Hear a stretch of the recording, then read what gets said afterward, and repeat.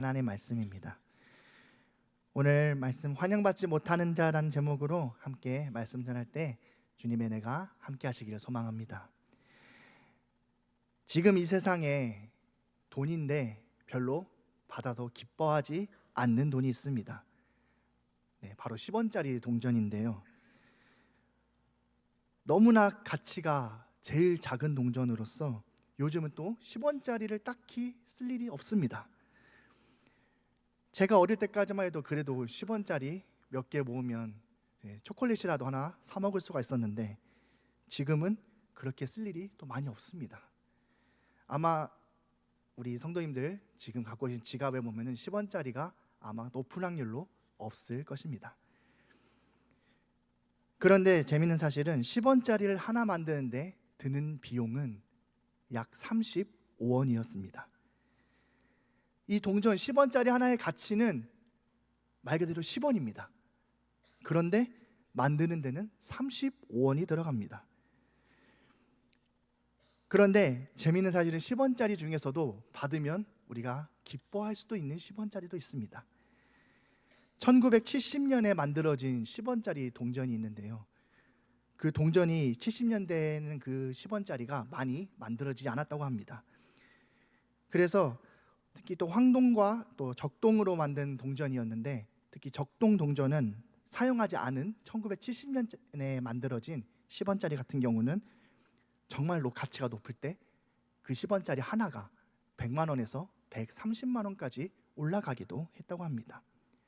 혹시 집에 가셔서 10원짜리가 1970년짜리 10원짜리 있으시면 대박 나신 겁니다.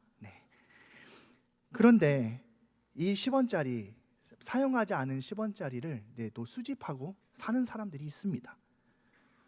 생각해보면 10원짜리는 말 그대로 가치가 10원입니다. 10원짜리를 100만 원에 사는 건 누가 봐도 손해입니다. 왜 그 10원짜리를 사려고 할까요? 왜 갖고 싶어 할까요? 사람이 낭비하는 존재여서 그 10원짜리를 100만 원에 사려고 하는 걸까요? 그럴 리가 없죠. 왜냐하면 사람은 손해보기를 싫어하는 게 인간의 본성이기 때문입니다. 어떤 그 변기통 하나가 있습니다. 변기통은 말 그대로 변기통입니다. 그런데 어떤 변기통은 몇 억에 넘는 가격에 거래가 되기도 했습니다.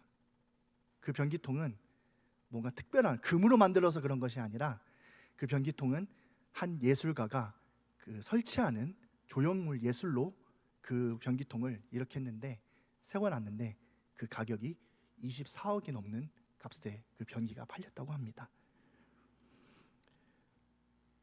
변기통 하나가 예술 작품으로 24억 원이 되는 것도 보게 됩니다. 그런데 변기통은 말 그대로 그냥 변기통입니다. 근데 그것을 왜 그만큼의 돈을 주고 사겠습니까? 돈이 많아서, 돈을 쓸 데가 없어서 변기통 하나를 24억이나 주고 샀을까요? 오히려 부자들은 돈을 쪼잔하게 쓰는 사람들이 부자입니다. 부한 사람들은 더 쪼잔한 습성을 가지고 있어야 돈을 모으기 때문에 더 그렇습니다. 인간은 효율성 높은 것을 좋아합니다. 그래서 좋아하는 말이 이런 말이 있죠. 일석이조, 일거양득. 그리고 또 명절에는 일타쌍피. 이런 말 좋아하지 않습니까? 하나로 2배 이득을 얻는 거. 인간은 효율성이 있는 것을 좋아하기 때문에 하나로 2개를 벌면 당연히 좋아합니다. 우리는 손해보는 것을 싫어하는 존재입니다. 또 우리가 아이들에게 또 공부를 열심히 가르칩니다. 또 우리 손주들에게 공부 열심히 가르칩니다. 왜 그런가요? 수능 잘 보려고요? 그것도 있죠. 수능 잘 봐야 또 좋은 대학 가고 앞으로의 진로가 더 열리니까 그렇게 하는 것도 있지만 공부를 가르치는 이유는 분명합니다. 아이들이 이 땅 가운데서, 이 세상 가운데서 손해보지 않고 살아가게 만들기 위함입니다. 아이들이 이 땅 가운데서 수학과 과학을 잘 못하면 평생 손해보는 존재로 살아가기가 쉽습니다.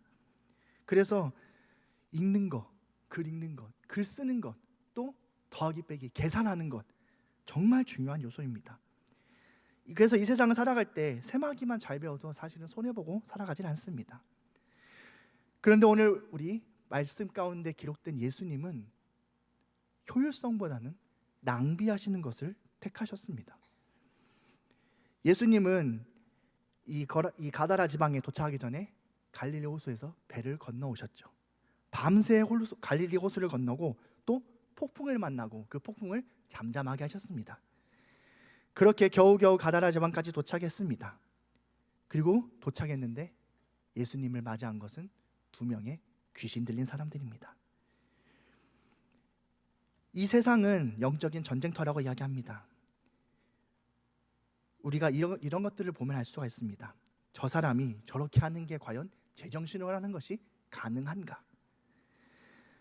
우리가 이 세상 가운데 정말 말로 차마 말할 수 없고 표현할 수도 없는 악한 범죄들이 이 세상 가운데 빈번하게 일어납니다. 우리는 그것을 보면서 생각하죠. 어떻게 사람이 저렇게 하는 것이 가능할까? 이 세상 가운데는 어떤 악한 영적인 흐름이 분명히 있습니다. 그리고 내 안에는 죄성이 있습니다. 이 두 가지가 만나는 순간 인간은 거리낌 없이 악한 일을 할 수 있는 존재가 되어버립니다. 그래서 예수님은 그렇게 2-3시간 배를 타고 폭풍을 경험하고 들어온 그 땅 가운데서 위대한 인물을 만난 것이 아니라 귀신 들린 2사람을 만났다는 것이 오늘 우리가 말씀 가운데서 집중해야 될 요소입니다. 이 사람들이 귀신에 들렸기 때문에 이 사람들이 일반적인 사람으로서 할 수 없는 일들을 하고 있었습니다. 또 오늘 우리가 읽진 않았지만 이 또 같은 내용을 다루고 있는 누가복음에서는 이 사람들의 몇 가지 특징을 서술하고 있습니다. 첫 번째는 이 사람들이 무덤 사이에서 지냈다라고 말합니다. 그리고 두 번째는 힘이 너무 센데 이 2사람이 마을을 다니면서 해코지를 하고 다니니까 이 사람들을 어떻게 할 수가 없으니까 그 힘을 감당할 수 없어서 이 사람들을 쇠사슬로 묶어 놓았다라고 말합니다. 그것도 끊어버릴 만큼 힘이 좋은 사람들이라 쇠사슬을 묶었는데도 또 끊고 나와서 무덤가에서 돌아다니며 사람들을 당혹스럽게 만들었다고 합니다. 또 세 번째는 밤낮으로 소리를 지르며 자기의 몸을 해했다고 합니다. 그리고 마지막으로 4번째는 또 옷을 입고 다니지 않았다고 합니다. 일반적인 사람으로서 우리가 생각할 수 없는 일들이 이 귀신 들린 2명의 사람에게 일어났다는 것입니다. 우리가 세상 가운데서 이런 사람들을 만나고 싶으십니까? 안 만나고 싶죠. 부담스럽고 같이 있기 싫을 것입니다. 내 앞에 지금 그런 귀신 들린 사람이 내 앞에 지금 이러고 있다면 우리가 참 힘들지 않겠습니까? 그런데 예수님께서는 이런 사람들 참 쉽지 않은 사람들인데 온 우주의 왕이신 예수님이 몇 시간 동안 폭풍을 뚫고 간 곳이 바로 이 2 광인이 있는 곳이었습니다. 예수님은 그 갈릴리 호수를 밤중에 건너고 또 폭풍을 뚫고 오셔서 이 2사람을 만나기 위해 이 가다라 지방에 오셨다는 것입니다. 예수님은 그 2사람을 또 고쳐주셨습니다. 그리고 또 배를 타고 떠나셨습니다. 다른 일을 하지 않고 이 2명만 고쳐주시고 떠나셨습니다. 어떻게 보면 예수님께서 행하신 일이 참 낭비 중에 낭비가 아닐 수 없습니다. 예수님을 그 2사람이 예수님을 만나자마자 이렇게 말합니다. 왜 오셨습니까? 우리를 괴롭히려고 오셨습니까? 그렇죠. 예수님은 그 귀신들을 괴롭게 해서 그 2사람 가운데서 떠나게 하기 위해 오셨습니다. 그래서 귀신들이 간청합니다. 우리가 나와서 저기 있는 저 돼지떼에 들어가게 했습니다. 그러니까 예수님께서는 가라. 많은 말도 하지 않으셨죠. 가라라고 말씀하십니다. 예수님께서 가라라고 딱 말씀하신 순간 그 귀신들이 돼지떼에 들어가서 돼지들이 비탈길을 뛰어내려가서 물에 들어가 완전히 몰살당했습니다. 이때 그 돼지의 수가 2,000여 마리가 되었다고 성경은 기록합니다. 이 당시의 돼지는 이방 민족들의 식량이었습니다. 그렇기에 돼지가 있는 것은 참 자연스러운 일이었죠. 그런데 이 돼지가 2,000마리, 그 가치가 얼마나 되나 이제 AI에게 한번 물어봤는데요. 지금의 가치로는 약 12억 정도 된다고 합니다. 네, 지금 돼지가 2,000마리가 12억이라는 말이 아니고요. 그 당시에 2,000마리의 그 가치가 지금으로 계산하면 한 12억 정도 된다라는 겁니다. 예수님은 그 두 사람에게 씌어져 있는 그 귀신들을 쫓아내기 위해서 12억의 대가를 지불하셨다는 것입니다. 이 사람들이 대단한 사람들이고 이 사람들이 엄청난 사람들이어서 귀신을 쫓아내신 것이 아닙니다. 이 사람들은 무덤가에 있었고 쇠사슬에 묶여 있는데도 풀어서 뛰쳐나오고 마을 사람들을 곤란하게 하고 어렵게 했던 사람들입니다. 같이 있으면 오히려 방해가 돼서 묶어놓은 두 사람을 위해서 예수님은 모든 대가를 지불하셨다는 것입니다. 예수님은 또 그 거리를 뚫고 들어가셨고요. 물리적 거리를 가까이 하시고 그들과 대화하시고 이 두 사람을 고치기 위해서 돼지떼를 희생시키셨습니다. 물론 우리가 영혼의 가치를 함부로 평가할 수는 없습니다. 쉽게 계산할 수도 없습니다. 영혼의 가치는 탁월하기 때문에 우리가 감히 평가할 수 없습니다. 한 생명이 천하보다 귀하다고 말씀하신 분이 우리 예수님이지 않습니까? 그런데 우리 자신을 한번 생각해 보시길 바랍니다. 우리 자신은 얼마나 보잘것없고 연약하고 아무것도 아닌 존재였습니다. 우리 성도님들이 이제 이미 다 이 땅 가운데서 어른으로서 이 세상을 살아오셨기 때문에 잘 아실 거라 생각합니다. 이 세상은 실력이 없고 효율이 없고 실용적이지 않으면 인정받지 못하고 뒤떨어지고 도태되는 것이 지금 우리가 살아가는 어른의 세상입니다. 이런 세상 가운데서는 우리의 가치와 그 의미가 잘 보이진 않습니다. 그런데 예수님은 이런 나를 위해서 온 우주의 왕이신 예수님이 이 세상 가운데 가장 낮고 낮은 곳 말구유에 오셨습니다. 그리고 우리를 위해서 십자가를 지고 돌아가셨습니다. 우리의 죄가 그분한테 옮겨졌습니다. 우리의 실수가, 우리의 초라함이, 우리의 실패가 그분에게 옮겨졌다는 것입니다. 그리고 예수님께서는 십자가에서 우리의 이 모든 것들을 감당하기 위해서 십자가를 기꺼이 지고 돌아가셨습니다. 생각해보면 이것보다 더 큰 낭비가 세상에 어디 있겠습니까? 하지만 예수님께서는 기꺼이 이 귀신 들렸던 두 사람을 끝까지 추격해서 끝까지 고쳐주시고 이들을 위해서 이 동네에서 쫓겨나셨습니다. 오늘 말씀 제목이 환영받지 못하는 자입니다. 하지만 예수님은 이 두 사람을 환영하셨습니다. 세상 사람들은 그들을 환영하지 않았고 그들을 거부했고 그들을 멀리했고 그들을 외면했지만 그들을 포기했지만 예수님은 이 두 사람을 환영하셨습니다. 그들과 함께 대화하셨고 그들을 고쳐주셨습니다. 이렇게 고쳐주셨는데 오늘 말씀의 마지막 절 읽어보면 이렇게 나옵니다. 온 시내가 예수를 만나려고 나가서 보고 환대했나요? 아니죠. 그 지방에서 떠나기를 간구했다고 나옵니다.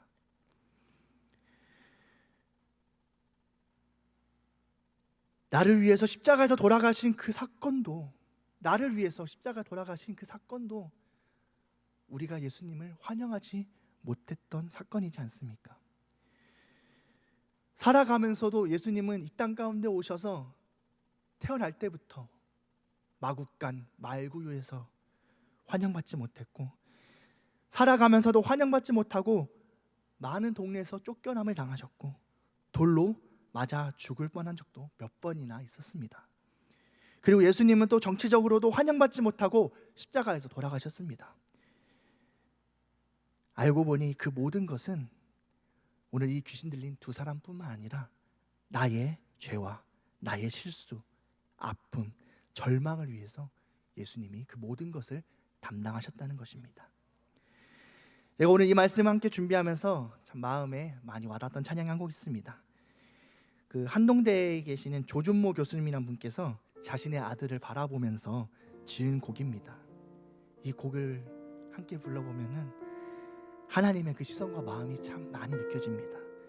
우리가 잘 아는 곡입니다. 우리 요엘에게란 찬양인데요, 우리 2절 함께 한번 불러보도록 하겠습니다.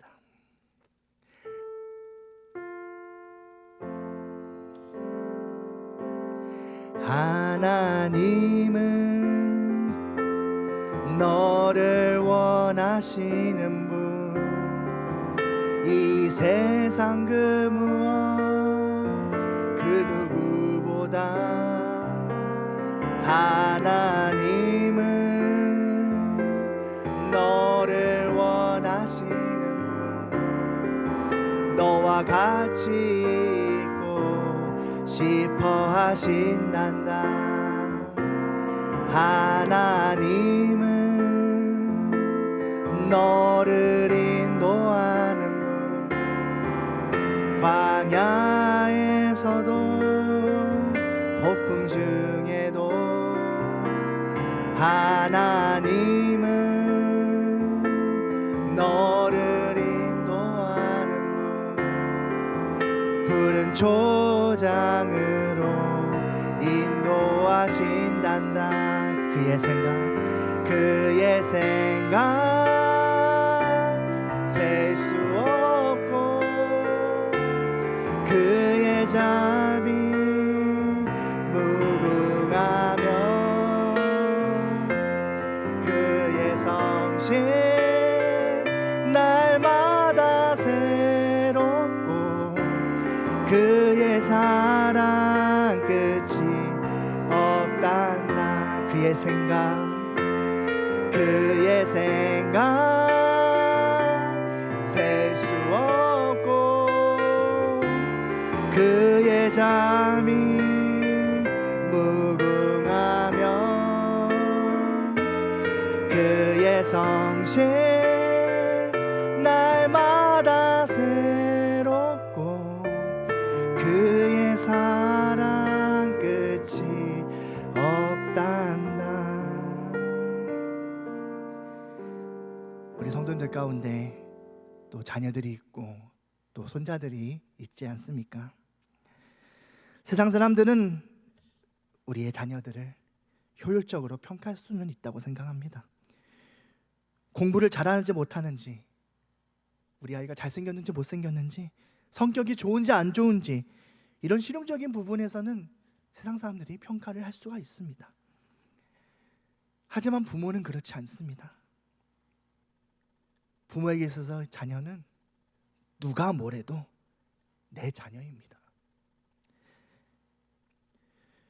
내 자녀가 이 세상 가운데서 환영받지 못하고 또 내가 이 세상을 살아가면서 환영받지 못해도 나는 내 자녀를 끝까지 사랑하고 환영하지 않습니까? 왜 그렇게 합니까? 대체할 수 없는 너무나도 사랑스럽고 소중한 존재이기 때문입니다. 그게 부모님의 마음이지 않겠습니까? 우리의 예수님께서 바로 그런 분이라는 겁니다. 나의 어떠함과 상관없이 우리를 위하여, 나를 위하여 모든 대가를 치르시는 분이 바로 우리 예수님이라는 겁니다. 내가 이 땅 가운데 이 70억 지구에 있는 70억 인구 가운데 그냥 지나가는 한 사람이 아니라 우리의 존재를 가장 가치 있고 우리의 존재를 가장 소중하다고 말씀하시는 분, 그분이 바로 우리의 주님이십니다. 이 세상은 실용성과 효율성으로 모든 것이 이루어져 갑니다. 손해보기 싫어서, 그래서 세상 가운데서 증명 가능한 과학에 집착하고 계산하는 수학에 집착하는 게 우리의 현실입니다. 이 세상입니다. 우리가 이런 세상 가운데서 어떻게 따뜻한 마음을 가지고 살아갈 수가 있겠습니까? 우리가 기억하기 소망합니다. 우리를 위해서 모든 것을 내어주신 그분의 사랑이 우리 가운데 있다는 것을 잊지 마시길 원합니다. 이 놀라운 은혜가 우리 가운데 찾아왔습니다. 그리고 또 대림의 시간을 보내면서 우리는 또 다시 오실 그 예수님을 기대하고 기쁨으로 맞이하며 나가고 있습니다. 지금도 우리 가운데 살아 역사하시고 우리와 함께 하시고 우리를 그 무엇보다도 가치 있다고, 우리가 가장 소중하다고, 우리와 항상 함께 있고 싶어 하시는 분이 바로 우리의 주님입니다. 이 은혜가 모든 분들에게, 이 세상을 살아가는 이 자리에 계신 모든 성도님들에게 조금이나마 위로가 되기를 소망합니다. 또 한 주간을 또 세상을 살아가시면서 우리가 내 삶이 가치가 없는 것처럼 보이고, 나는 이 세상 가운데서 도태된 것처럼 보이고 낙심하고 좌절할 때도 분명히 있습니다. 그러나 우리 주님께서 우리를 가장 세상의 그 무엇보다도 우리를 환영하시는 분임을, 우리를 사랑하시고 우리와 같이 있고 싶어 하시는 분이 바로 우리의 주님임을, 또 그 주님으로 인해서 우리가 또 앞으로 세상 가운데서 또 다시 한 주간을 살아갈 수 있음을, 그 다시 한 주간 살아갈 수 있는 힘과 용기가 우리 주님이 되시기를 주님의 이름으로 간절히 소망합니다. 함께 기도하겠습니다. 사랑하셔서 낭비하신 것처럼 보였던 예수님, 하지만 그것은 낭비가 아니었습니다. 주님, 당신의 사랑은 그러한 것이었음을 고백합니다. 우리를 위하여 모든 대가를 기꺼이 치르시고 우리를 위하여 모든 것을 포기할 수 있는 그 사랑이 우리의 마음 가운데 머물게 하여 주옵소서. 어떤 상황 가운데서도 우리를 포기하지 않으시고 살리시는 주님의 은혜로 인해서 다시금 한 주 동안 또 세상을 살아갈 수 있도록 다시 한번 힘내서 살아가는 우리 모두가 되게 하옵소서. 폭풍 중에도 광야 가운데서도 지키시고 인도하시는 그 하나님으로 인해서 어깨 펴고 가슴 펴고 당당히 하나님의 자녀로 살아갈 수 있도록 도와주시옵소서. 혹여나 우리 성도님들 가운데 그 마음의 쌀쌀함을 더 먼저 느끼는 성도님들이 있다면 주님 함께 하시고 위로를 더하사 날마다 우리를 새롭게 하시고 또 주님과 함께 이 땅 가운데서 믿음의 길 걸어갈 수 있도록 도우시는 그 주님의 은혜를 충만하게 누릴 수 있도록 함께 하시고 역사하여 주시옵소서. 모든 것에 감사드리며 이 모든 말씀을 우리를 사랑하셔서 우리를 위하여 모든 것을 내어주신 우리 구주 예수님의 이름으로 기도드립니다. 아멘.